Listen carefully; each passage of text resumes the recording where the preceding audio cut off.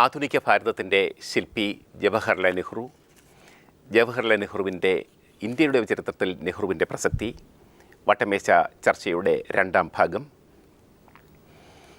ചർച്ചയിൽ പങ്കെടുക്കുന്നത് ചെറിയാൻ ഫിലിപ്പ്, രാഷ്ട്രീയ നിരീക്ഷകൻ, ഡോക്ടർ മധുസൂദൻ പിള്ള, ഭാരതീയ വിചാര കേന്ദ്രത്തിൻ്റെ ഗവേഷണ കേന്ദ്രം director, Rahul Easwar, Hindu parliament secretary, doctor Pulapre Balakrishnan, CDS മുൻ ഡയറക്ടർ, ഇപ്പോൾ അവിടുത്തെ ഫാക്കൽറ്റി അംഗം.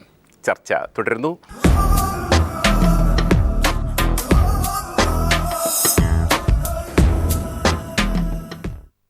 ഡോക്ടർ മധുസൂദൻ പിള്ള, എന്തുകൊണ്ട് ഇന്ത്യയിലെ വലതുപക്ഷ ശക്തികൾ ഹിന്ദു ഫ്രറ്റേണിറ്റി എന്ന് പറയാവുന്ന ആ വിഭാഗം സംഘപരിവാർ എന്തുകൊണ്ട് സർദാർ വല്ലഭായ് പട്ടേലിനെ ദത്തെടുക്കാൻ നോക്കുന്നു? എനിക്കറിയില്ല, അതിലൊരു വിയോജിപ്പുണ്ട്.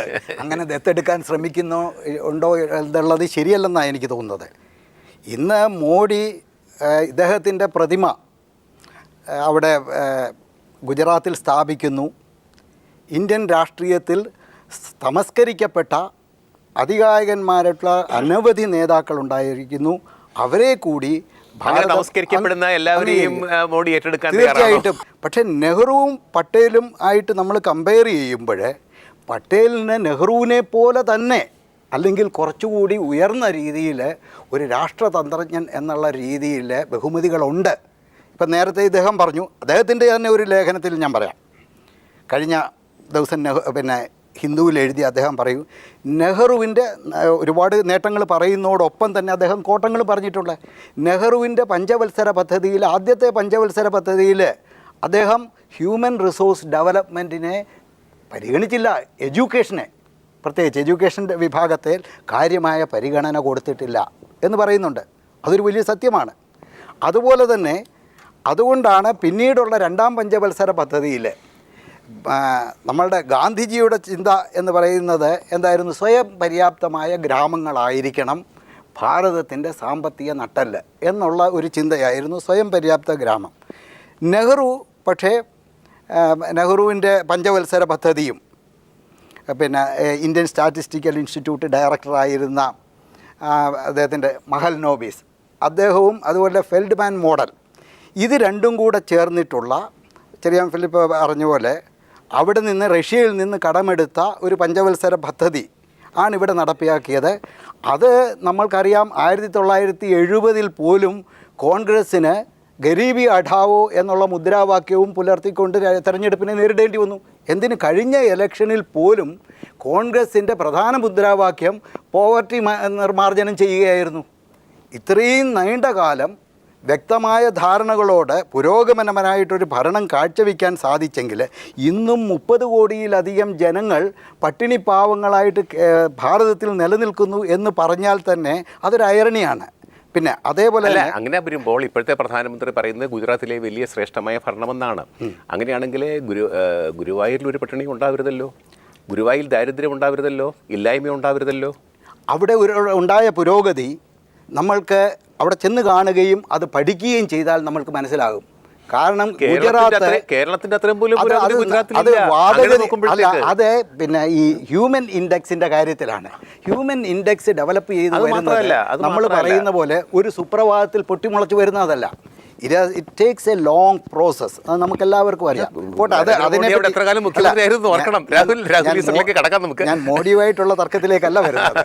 ഞാൻ പറഞ്ഞു വരുന്നത്, പട്ടേലിൻ്റെ കാര്യത്തിൽ പറഞ്ഞു കഴിഞ്ഞാൽ 564 നാട്ടുരാജ്യങ്ങളുണ്ടായിരുന്ന ഒരു കാലത്തും മൗണ്ട് ബാറ്റൻ പോലും വിചാരിച്ചില്ല ഈ രാഷ്ട്രം ഒന്നായിട്ട് സ്വാതന്ത്ര്യാനന്തരം നിലനിൽക്കുമെന്ന്. അതിനെ ഒരു രാഷ്ട്രമാക്കി മാറ്റിയതിൽ അതിൽ ഒരു കാര്യത്തിൽ മാത്രമേ ഹോം ആൻഡ് സ്റ്റേറ്റ് മിനിസ്ട്രിയുടെ കീഴിൽ നെഹ്റു കൊണ്ടുവരാഞ്ഞതുള്ളൂ, കാശ്മീർ. അതൊരു താരതമ്യ പഠനം നടത്തുകയാണെങ്കിൽ ഇന്നും ഭാരതത്തിന് തലവേദനയായിട്ട് അതവിടെ നിൽക്കുന്നു. അദ്ദേഹം മരിക്കുന്നതിന് ഏതാനും ദിവസങ്ങൾക്ക് മുമ്പ് അദ്ദേഹം എഴുതിയ ഒരു കത്തുണ്ട് നെഹ്റുവിന്, അത് വായിക്കേണ്ടതാണ്. നവംബർ 7. അതായത് ടിബറ്റിൻ്റെ കാര്യം, നിങ്ങളുടെ ചൈനയോടുള്ള അമിതമായിട്ടുള്ള സൗഹൃദം അത് വളരെ ശ്രദ്ധാപൂർവം പരിഗണിക്കണം. ചൈന ഒരിക്കലും ഭാരതത്തിൻ്റെ സുഹൃത്തല്ല, അത് ആക്രമിക്കും. 1962 നെഹ്റു പോലും വിചാരിക്കാതെ ഈ സീനോ ഇന്ത്യ വാർ നടന്നു. ഇന്ന് അവർ പിടിച്ചിരിക്കുന്ന അക്കായി ചീൻ പ്രദേശം നമ്മളുടെ തലവേദനയായിട്ട് നിലനിൽക്കുന്നു. വളരെ കുറച്ച് മാസങ്ങൾ മാത്രമേ ഇദ്ദേഹത്തിന് ജീവിക്കാൻ പറ്റിയുള്ളൂ. പിന്നെ പട്ടേലിന് ഏതാണ്ട് 6-9 മാസം കഴിയുമ്പോഴത്തേക്ക് ഫസ്റ്റ് അറ്റാക്ക് വരുന്നു. പിന്നീട് അദ്ദേഹം സെക്കൻഡ് അറ്റാക്കുമായിട്ടും പിന്നെ അസുഖബാധിതനായിട്ട്. പക്ഷേ ഈ കുറഞ്ഞ കാലഘട്ടങ്ങളിൽ അദ്ദേഹം പ്രദർശിപ്പിച്ച രാഷ്ട്രതന്ത്രജ്ഞയും അദ്ദേഹം അയൺമാനാണെന്നും ഭരണ നൈപുണ്യമുള്ള ഒരാളാണെന്നും വളരെ വ്യക്തമാക്കുന്ന കാഴ്ചയാണ് നമുക്ക് കാണാൻ സാധിക്കും. പക്ഷെ അതൊക്കെ മനസ്സിലാക്കാം രാഹുൽ. ഞാൻ പറയുന്നത് ഒക്ടോബർ 31 ഇപ്പോൾ ഈ ഗവൺമെൻറ് നരേന്ദ്രമോദി ഇന്ദിരാഗാന്ധിയുടെ ശവകുടീരത്തിൽ പോയതുപോലുമില്ല. പക്ഷേ ഇന്ദിരാഗാന്ധിയുടെ ഒരു പ്രത്യേകത, അവർ ഇന്ത്യയുടെ രക്തസാക്ഷിയായതാണ്. അവർ ഇന്ദിരാഗാന്ധിയെക്കുറിച്ച് കുറ്റപ്പെടുത്താൻ ചെറിയ ഫിലിപ്പിനും എനിക്കൊക്കെ ഒത്തിരി ഉണ്ടാവും. അടിയന്തരാവസ്ഥ മുതൽ ഇങ്ങോട്ട് പല കാര്യങ്ങളും നമുക്കിപ്പോൾ നിർത്തി വയ്ക്കാം. പക്ഷേ ഇന്ത്യ ഗവൺമെൻറ്റിന് ഇന്ത്യയെ പാകിസ്ഥാനെ രണ്ടാക്കിയ ഒരൊറ്റ ഉദാഹരണം നോക്കുകയാണെങ്കിൽ വളരെ ശക്തമായി ഇന്ത്യക്ക് ഒരു വെല്ലും പേടി സ്വപ്നമായിരുന്ന പാകിസ്ഥാനെ രണ്ടാക്കിയത് ഇന്ദിരാഗാന്ധിയുടെ തീരുമാനമാണ്. എന്റെ ധാരണ ശരിയാണെങ്കിൽ അടൽ ബിഹാരി വാജ്പേയി അന്ന് ദുർഗയായിട്ട് കമ്പയർ ചെയ്യുകയും ചെയ്തു. തീർച്ചയായും ഇന്ദിരാഗാന്ധി അപ്പുറത്തേക്ക് സിഖ് വിഘടനവാദത്തെ അടിച്ചമർത്തിയതിന്റെ പേരിലാണ് ഇന്ദിരാഗാന്ധി കൊല്ലപ്പെട്ടത്, ബ്ലൂ സ്റ്റാർ ഓപ്പറേഷന്റെ പേരിൽ. പക്ഷേ എന്നിട്ട് ആ ഇന്ദിരാഗാന്ധിയെ മറക്കുക, 1875 ഒക്ടോബർ 31 ജനിച്ച സർദാർ വല്ലഭായ് പട്ടേലിനെ വലിയ ശക്തിയോടുകൂടി കൊണ്ടാടുക, ഇതിലുള്ള വൈരുദ്ധ്യമാണ് ഞാൻ ചോദിച്ചത്. അല്ല, രാഷ്ട്രീയപരമായ യാതൊരു പൊസിഷനും എടുക്കാതെ പറയുകയാണെങ്കിൽ ഇന്ദിരാഗാന്ധിയെ തമസ്കരിക്കുന്നത് ഒരിക്കലും ശരിയായൊരു നടപടിയാണെന്ന് അഭിപ്രായമില്ല. ഇന്ദിരാഗാന്ധിയുടെ പല എക്കണോമിക് പോളിസീസും ലെഫ്റ്റിലേക്ക് പോയെങ്കിലും വളരെ നാഷണലിസ്റ്റിക് ആയ പല കാര്യങ്ങളും, എസ്പെഷ്യലി പാകിസ്ഥാൻ്റെ ബംഗ്ലാദേശ് ലിബറേഷൻ്റെ കാര്യമാണെങ്കിലും സിഖ് കലാപം അടിച്ചൊതുക്കുന്ന കാര്യമാണെങ്കിലും സ്ട്രോങ് എന്ന് വിളിക്കാൻ കഴിയുമെങ്കിൽ, രാമേന്ദ്ര ഗുഹയൊക്കെ പലപ്പോഴും ഇന്ദിരാഗാന്ധിയെ മോദിയാണ് പല കാര്യങ്ങളിലും കമ്പയർ ചെയ്യുന്നത്, അവരുടെ ഒരു സ്ട്രെങ്ത് ഓഫ് ആക്ഷൻ തുടങ്ങിയ കാര്യങ്ങൾ. എനിക്ക് തോന്നുന്നു 3 പൊസിഷൻസ് ആണ് ഇതിൽ പ്രധാനമായിട്ട്. ഒന്നൊരു സെൻട്രിസ്റ്റ്, അങ്ങനെ ഒരു പൊസിഷൻ ഉണ്ടെങ്കിൽ, അങ്ങനെ ഒരു പൊസിഷൻ ഉണ്ടോ എന്ന് ഡിബേറ്റബിൾ ആണ്. സെൻട്രിസ്റ്റ് ആണെങ്കിൽ ഗാന്ധിയൻ പൊസിഷനാണ്, റൈറ്റ് ഓഫ് സെൻറ്റർ ആണെങ്കിൽ റൈറ്റ് ലീനിങ് ആണെങ്കിൽ പട്ടേൽ, അല്ലെങ്കിൽ ലെഫ്റ്റ് ലീനിങ് ആണെങ്കിൽ നെഹ്റു. ഈ 3 പൊസിഷൻസ് ആണ് പ്രധാനമായിട്ടുള്ളത്. പക്ഷേ അവിടെ നെഹ്റു എന്ന മഹത് വ്യക്തിയോട് ആരാധന സൂക്ഷിച്ചുകൊണ്ട് തന്നെ ഒരു വിമർശനം പറയാതിരിക്കാൻ കഴിയില്ല. അദ്ദേഹത്തിൻ്റെ സെക്യുലറിസം ഒരു വെസ്റ്റേൺ ഇമ്പോർട്ടാണ്, ഇന്ത്യൻ പ്ലൂറലിസത്തിൻ്റെ ആത്മാവിനെ ടച്ച് ചെയ്തുകൊണ്ടല്ല. യേശുദേവൻ ജീവിച്ചിരുന്നെങ്കിൽ എൻ്റെ ഹൃദയരക്തം കൊണ്ട് അദ്ദേഹത്തിൻ്റെ കാല് കഴുകുമായിരുന്നു എന്ന് പറഞ്ഞ വിവേകാനന്ദനും, എൻ്റെ രാമരാജ്യം യേശുവിൻ്റെ ദൈവരാജ്യവും ഖലീഫയുടെ സ്വപ്നരാജ്യവുമാണെന്ന് പറയുന്ന ഗാന്ധിജിയുമൊക്കെ മുമ്പ് 5000 വർഷങ്ങളായിട്ടുള്ള നമ്മുടെ സിവിലൈസേഷണൽ വാല്യൂ ആണ് ഈ സെക്യുലറിസവും പ്ലൂറലിസവും. പക്ഷേ യഥാർത്ഥത്തിൽ നെഹ്റു എന്ന മഹാനായ ഒരു വെസ്റ്റേൺ കാര്യങ്ങളിൽ പ്രഭാവിതനായ വ്യക്തി ചെയ്തത് ഈ സെക്യുലറിസം എന്ന കാര്യത്തെ വെസ്റ്റേണൈസ് ചെയ്യുകയാണ്, അല്ലെങ്കിൽ വെസ്റ്റേൺ മതനിരാസം എന്ന ആശയത്തെയാണ് അദ്ദേഹം ഇവിടെ കൊണ്ടുവന്നത്. അതുകൊണ്ടാണ് അദ്ദേഹത്തിൻ്റെ ഒരു സ്റ്റേറ്റ്മെൻ്റ് ഉണ്ട്, I do not deny the mysterious but I do not want to call it God. നിഗൂഢമായ എന്തോ ഉണ്ടെന്നുള്ള കാര്യത്തിലോട് എനിക്ക് വിയോജിപ്പില്ല, പക്ഷേ എനിക്ക് ദൈവം എന്ന് വിളിക്കാൻ താല്പര്യമില്ല. നേരെ മറിച്ച് ഗാന്ധിജിയുടെ അപ്രോച്ച് നോക്കൂ, നമുക്ക് ഭാരത് മാതാ ടെമ്പിൾ തുടങ്ങാമെന്നാണ്. ഭാരത് മാതാ എന്നൊരു ദൈവമില്ല നമുക്ക് എല്ലാം അറിയാം. പക്ഷേ ഭാരത് മാതാ ടെമ്പിൾ തുടങ്ങാം എന്ന് പറയുന്നതിൻ്റെ അർത്ഥം ഇന്ത്യയുടെ ആഴങ്ങളെ അദ്ദേഹം സ്പർശിച്ചു.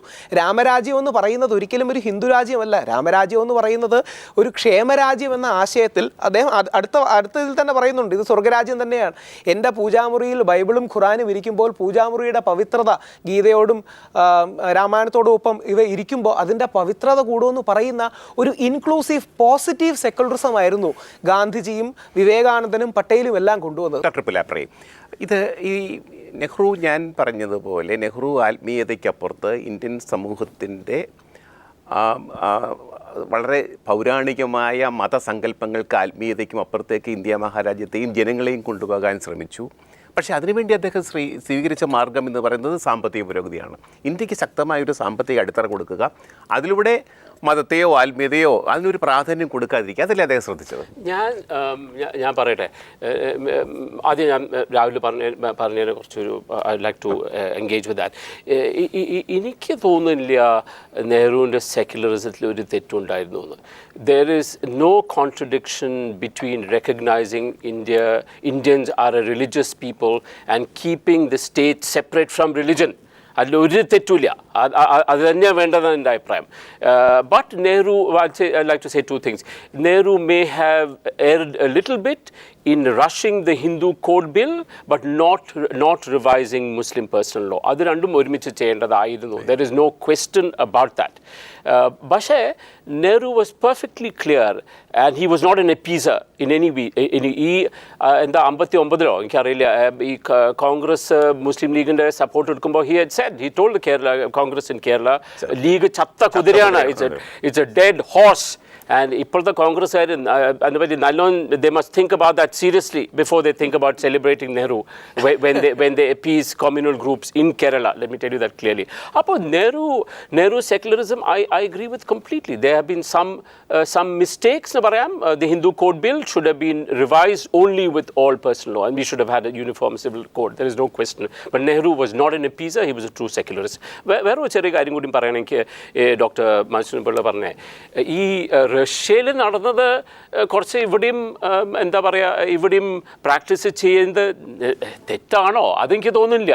Firstly I must say that it is not clear how socialist India was in Nehru's time. India was not all that socialist. 70% of the economy was agriculture. അതിൽ സർക്കാരിന് ഒരു ഇൻവോൾവ്മെൻറ്റും ഇല്ല. വ്യവസായം, ചെറുകച്ചവടം, അതിലും സർക്കാരിന് ഇൻവോൾവ്മെൻറ്റ് ഇല്ല. കുറച്ചൊരു ഇൻഡസ്ട്രി ഉണ്ടാക്കി, 1-2 സ്റ്റീൽ ഫാക്ടറി, അത്രേ ഉള്ളൂ. വലിയ സോഷ്യലിസം ഒന്നും അന്ന് ഉണ്ടായിരുന്നില്ല. അപ്പോൾ ചില കാര്യങ്ങൾ സോവിയറ്റ് യൂണിയനിൽ നിന്ന് ബോറോ ചെയ്തു വെച്ചിട്ട് അത് വലിയ തെറ്റായിട്ട് ഞാൻ കാണുന്നില്ല. Also let me tell you, അപ്പോൾ എന്നാൽ ജനാധിപത്യം ഒഴിവാക്കണ്ടേ? അത് നമ്മളുടെ ഇന്ത്യൻ സംസ്കാരമായിട്ട് ഒരു ബന്ധമില്ല. അത് ബ്രിട്ടീഷുകാരുടെ ഒരു പ്രാക്ടീസാണ്. നമുക്കിപ്പോൾ സ്വാതന്ത്ര്യം കിട്ടി, അപ്പോൾ ജനാധിപത്യം എലിമിനേറ്റ് ചെയ്യണം എന്നാണോ നമ്മൾ പറയുന്നത്? അല്ലല്ലോ. So I just want to say on secularism I think Nehru was broadly right എന്നാണ് ഞാൻ പറഞ്ഞിട്ടുള്ളൂ. പക്ഷേ ഗാന്ധിയൻ സെക്യുലറിസം ആയിരുന്നില്ലേ കുറച്ചുകൂടി ഇന്ത്യക്ക് യോജിപ്പ്? ഇന്ത്യക്ക് അനുയോജ്യം ഗാന്ധിയൻ സെക്യുലറിസം അല്ലേ? But in some ways, Gandhi may have failed by trying to bring religion into politics in any form, though he did that in the completely right spirit. And Gandhi was assassinated by the Hindu right. So the Muslims were comfortable with Gandhi largely. Jinnah may not have been. അപ്പോൾ എനിക്കത് നെഹ്റു ആണ് ഈ കാര്യത്തിൽ. പക്ഷേ last think ഒരു കാര്യം പറയാം. Doctor Pillai പറഞ്ഞ ഒരു കാര്യം ശരിയാണ്, ഞാൻ അതിനെപ്പറ്റി എഴുതും ചെയ്തിരിക്കുന്നു. The failure of Nehru, I will say the Nehru era. ഞാൻ വേഗം പറയാൻ പോവാണ്, because I don't want to keep anybody back, but it has great relevance for India today. ഈ എഡ്യൂക്കേഷൻ അല്ല, ബട്ട് സ്കൂളിംഗ് വളരെ നെഗ്ലക്റ്റ് ചെയ്തു നമ്മൾ. നെഹ്റു ഈരയിലും നെഹ്റു ഈര കഴിഞ്ഞിട്ടും നമ്മൾ വളരെ നെഗ്ലക്റ്റ് ചെയ്തു ഇന്ത്യയിൽ. അത് വളരെ വലിയ കാര്യം. But not in Kerala. കേരളത്തിൽ to some extent schooling and primary education was encourage. But last thing I want to say, why did this happen? ഇതിനെപ്പറ്റി എഴുതിയത് ഇന്ത്യൻ ഹിസ്റ്റോറിയൻസ് അല്ല, ഇന്ത്യൻ ലെഫ്റ്റ് വിങ് ഹിസ്റ്റോറിയൻസോ റൈറ്റ് വിങ് ഹിസ്റ്റോറിയൻസ് അല്ല, ഒരു British ഹിസ്റ്റോറിയനാണ് called Percival Spear, and he put it very well. ഈ Nehru's idea of trying to bring freedom to the people of India, Indian ബ്യൂറോക്രസിയും government machinery was not sympathetic to. So even a politician like Nehru did not have sufficient control over the government machinery. I just want to say, we must think very carefully whether the politicians of Kerala have a great big control over the government machinery. I'm not sure they do. അതുകൊണ്ട് പറ്റിയതാണ്. For the ordinary people of India, not much progress could have been made then, mainly I think because the government machinery was not sympathetic. അതായത് school വിദ്യാഭ്യാസത്തിന്. പക്ഷേ ഒരു കാര്യം ഓർക്കണം, ജവഹർലാൽ നെഹ്റു ആണ് ഇന്ത്യയിലെ പ്രശസ്തമായ വിദ്യാഭ്യാസ സ്ഥാപനങ്ങൾക്ക് IIT, IIM, national institute of design, ഡിഫൻസിൻ്റെ, ഇന്ത്യൻ പ്രതിരോധ മന്ത്രാലയത്തിൻ്റെ എത്ര ലബോറട്ടറികൾ, മിസോറോയിലും മൗസൂറിയിലെ IAS പഠന കേന്ദ്രം, അതെ IAS പഠന കേന്ദ്രം, എത്ര ആ വിദ്യാഭ്യാസ രംഗത്ത് ഒരു ഉന്നത വിദ്യാഭ്യാസ രംഗം. NID എന്ന് പറയുന്നത് എന്താണെന്ന് പോലും, ഡിസൈൻ, ISRO, അതെ ISR, ഡിസൈൻ എന്ന് പറയുന്നത്, ഡിസൈൻ എന്ന് പറഞ്ഞ് എന്തിനാണെന്ന് പോലും അറിയാൻ മേലാത്തൊരു കാലത്ത് നെഹ്റു വിദേശത്തു നിന്ന് ആൾക്കാരെ കൊണ്ടുവന്നിട്ടാണ്. നേരത്തെ ഡോക്ടർ പുലാപ്രെ പറഞ്ഞതുപോലെ തന്നെ വിദേശത്തു നിന്ന് എക്സ്പെർട്സിനെ കൊണ്ടുവന്നിട്ട് അവരുടെ ആശയങ്ങൾ സ്വീകരിച്ച്. ഇന്നിപ്പോഴാരെങ്കിലും വിദേശത്തു നിന്ന് അമേരിക്കൻ വരികയാണെങ്കിൽ നമ്മുടെ രാഷ്ട്രീയക്കാരെ പറയും അത് CA കാരനാണ്, അടുപ്പിക്കരുതെന്ന് പറയും. പക്ഷേ ജവഹർലാൽ നെഹ്റു വാസ് കോൺഫിഡൻറ്റ്. അദ്ദേഹത്തിന് യാതൊരു വിഷയവും ഒരു പ്രശ്നവും ഉണ്ടായിരുന്നില്ല. പക്ഷേ എങ്കിൽ പോലും അദ്ദേഹത്തിൻ്റെ സെക്യുലർ അപ്രോച്ചിനെ കുറിച്ച് രാഹുൽ സംശയം പ്രകടിപ്പിക്കുന്നത് എന്താണ് ചെറിയ? ഇന്ത്യൻ നാഷണൽ കോൺഗ്രസിൻ്റെയും ഇന്ത്യയുടെയും പ്രധാനപ്പെട്ട 3 മൂല്യങ്ങൾ ജനാധിപത്യം, സോഷ്യലിസം, മതേതരത്വം എന്നിവയാണ്. നെഹ്റു ഇത് 3 പാലിച്ചിരുന്നു എന്നാണ് എൻ്റെ വിശ്വാസം. അദ്ദേഹം കോൺഗ്രസ് പ്രസിഡൻ്റായിരുന്ന സന്ദർഭങ്ങളിലെല്ലാം വർക്കിംഗ് കമ്മിറ്റിയുടെയും ഘടകങ്ങളുടെ അഭിപ്രായങ്ങൾ മാനിച്ചിരുന്നു. അതുപോലെ തന്നെ പ്രധാനമന്ത്രിയായ സന്ദർഭത്തിൽ ഓരോ സന്ദർഭം ഒഴിച്ചാൽ, കേരളത്തിലെ ഗവൺമെൻറ്റിനെ പിരിച്ചുവിടുന്ന സന്ദർഭം ഒഴിച്ചാൽ ബാക്കി എല്ലാ കാര്യത്തിലും 100% അതുപോലും പുള്ളി വൈമനസ്സോടെ ചെയ്തു. അദ്ദേഹം പറഞ്ഞു ലോകത്തിന് മുമ്പിൽ എല്ലാം കുറിച്ച് എന്തായിരിക്കും ധരിക്കുന്നത് എന്ന് പറഞ്ഞ് വളരെ കണ്ണീരോടുകൂടിയാണ് അത് പറഞ്ഞത്. വിമോചന സമരത്തിന് കോൺഗ്രസ് പോകുന്നതിനെതിരായിരുന്നു. അങ്ങനെ നോക്കുമ്പോഴത്തേക്കൊണ്ട് കോൺഗ്രസിനുള്ളിൽ ഉൾപ്പാർട്ടി ജനാധിപത്യം സംഘടനാ തെരഞ്ഞെടുപ്പ് കൃത്യമായി നടത്തിയിരുന്നു. അങ്ങനെ അത്തരം കാര്യങ്ങളിലെല്ലാം ഒരു ജനാധിപത്യവാദിയായിരുന്നു.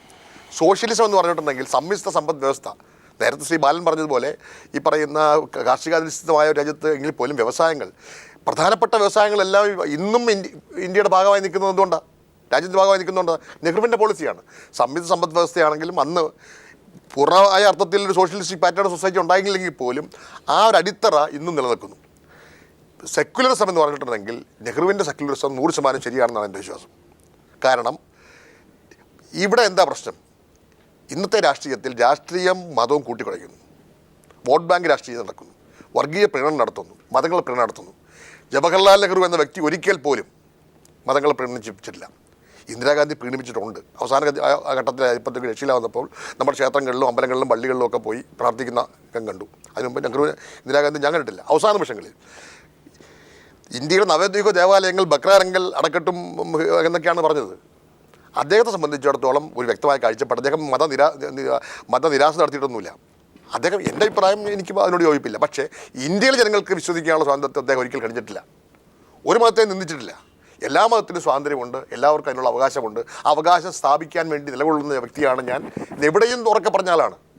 അതേസമയം ഇവിടെ ഇന്ത്യയും ഇപ്പം കാശ്മീരിനെ സംബന്ധിച്ച് ഒരു പരാമർശം നടത്തി. കാശ്മീർ എന്ന് പറയുന്നത് ഹരിസിംഗ് മഹാരാജാവ് അവിടുത്തെ രാജാവായിരുന്നു. നാട്ടുരാജ്യങ്ങൾ സംയോജിച്ച ഭാഗമായിട്ട് അവിടുത്തെ ജനങ്ങൾ ഭൂരിപക്ഷം മുസ്ലിങ്ങളായതുകൊണ്ട് അവർ സ്വതന്ത്ര കാശ്മീരിന് ബാധിച്ചു.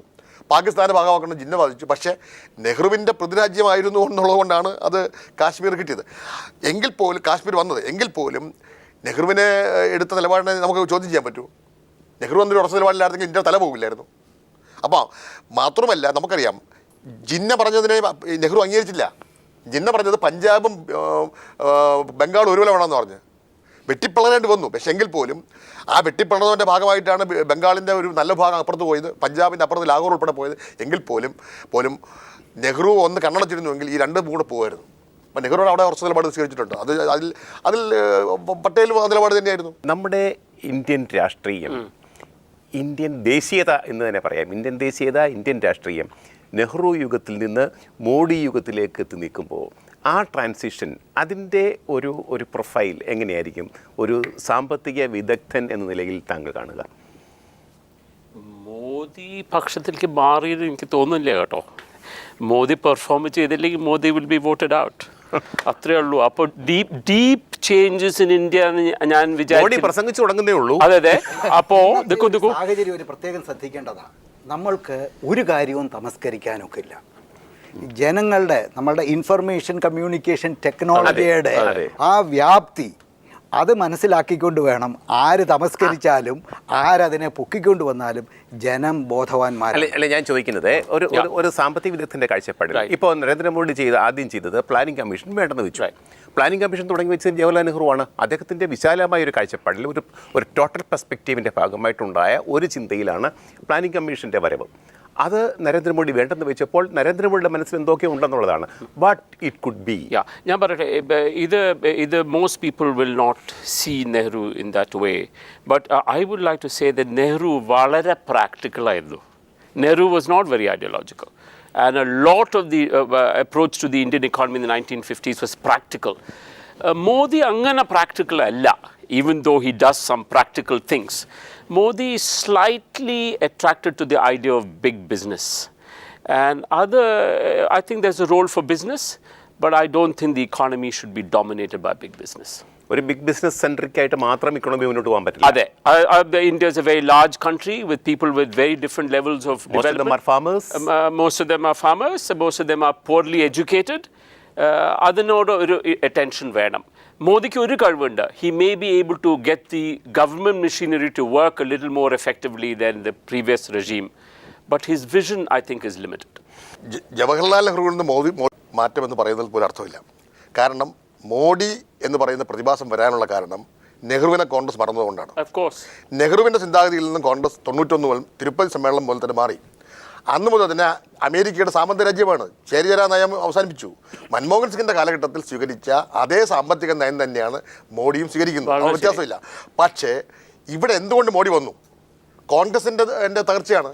കോൺഗ്രസിന് നേതാവില്ല, കോൺഗ്രസിന് നേതാവില്ല, സാമ്പത്തിക നയമില്ല, ഒന്നുമില്ലാത്ത അവസ്ഥ വന്നപ്പോഴത്തേക്കും നെഹ്റുവിന്റെ പാരമ്പര്യത്തെയും പടവും കാണിച്ച വോട്ട് കിട്ടത്തില്ല.